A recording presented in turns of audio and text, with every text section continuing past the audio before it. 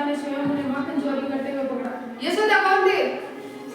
श्री कृष्ण की माता थी ना। तो अब जोर से क्यों नहीं बोल रहे हो? निकलते हुए पकड़ी और दंड स्वरूप उन्हें उखल से बांध दिया। दंड मतलब दंड का सजा। पेंसिल में याद है।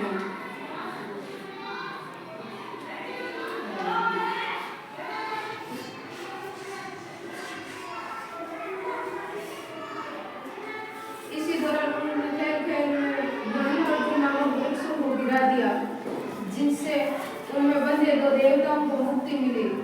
ये घटना गांव भर में चर्चित हो गई और सभी कृष्ण की इस अलौकिक शक्ति से चकित रह गए। चकित रहेगा? हाँ। मतलब हैरान होना।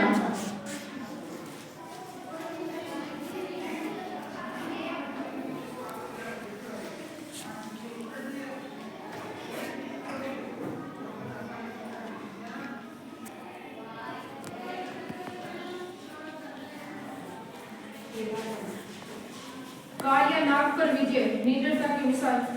वो कालिया नाग पर विजय कब पाए थे? ऐसे क्या घटना हुई थी कि उन्होंने कालिया नाग को पराजित करना पड़ा? वो क्योंकि नदी में पानी विसला हो गया था, इसीलिए उस पानी को नहीं पीते थे, इसीलिए कालिया नाग को कृष्ण ने सजा दी। हम मान सकते हैं ये कुछ सही हो सकता है, लेकिन जब कृष्ण भगवान बलराम और उनके कुछ सखा वो गेंद लीला कर रहे थे तो उनकी गेंद पानी में चली गई थी और नाग काली नाग ने उनको देने से मना कर दिया था। तो इसीलिए अभी हम कह सकते हैं कि उन्होंने काली नाग पर विजय प्राप्त की थी। गोकुल के समीप यमुना नदी में कालिया नाग एक भयंकर नाग रहता था, जिसे नदी का जल अशुद्ध एवं विषैला हो गया था। गांव के लोग इस जल को पीने से डरते थे और उनके पशु भी इससे बीमार पड़ जाते थे। एक दिन कृष्ण खेल रहे थे, यमुना में कूद गए और कालिया नाग से युद्ध हो गया। अपनी अपार शक्ति से उन्होंने कालिया नाग को फिर नृत्य किया, जिससे वे अत्यधिक पीड़ा से घिरा उठा और अंततः कृष्ण की शरण में आ गया। कृष्ण ने आदेश दिया कि वे यमुना नदी छोड़कर चला जाए। श्री कृष्ण ने कालिया नामक नाग को ये सजा दी कि तुम आज से इस नदी में नहीं रहोगे और यहाँ से तुम कहीं और चले जाओगे।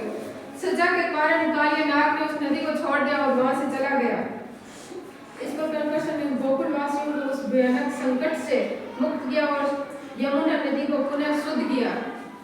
श्री कृष्ण की अनेक लीलाएं रही है, जो आप चाहो तो टीवी में श्री कृष्ण का हरे हरे द्वारिकाधीश नामक शो आता है, आप देख सकते हो। लेकिन आप क्यों देखोगे? गोवर्धन पर्वत उठाकर गोकुल की रक्षा करना। श्री कृष्ण ने अपनी कितनी उंगलियों पर गोवर्धन पर्वत को उठा लिया था? कौन सी आगे? ये तो सबको पता है।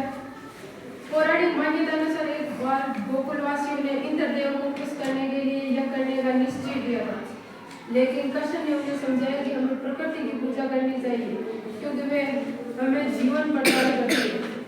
उनकी बात मानकर गांव ने इंद्र के यज्ञ को छोड़कर गोवर्धन पर्वत की पूजा की।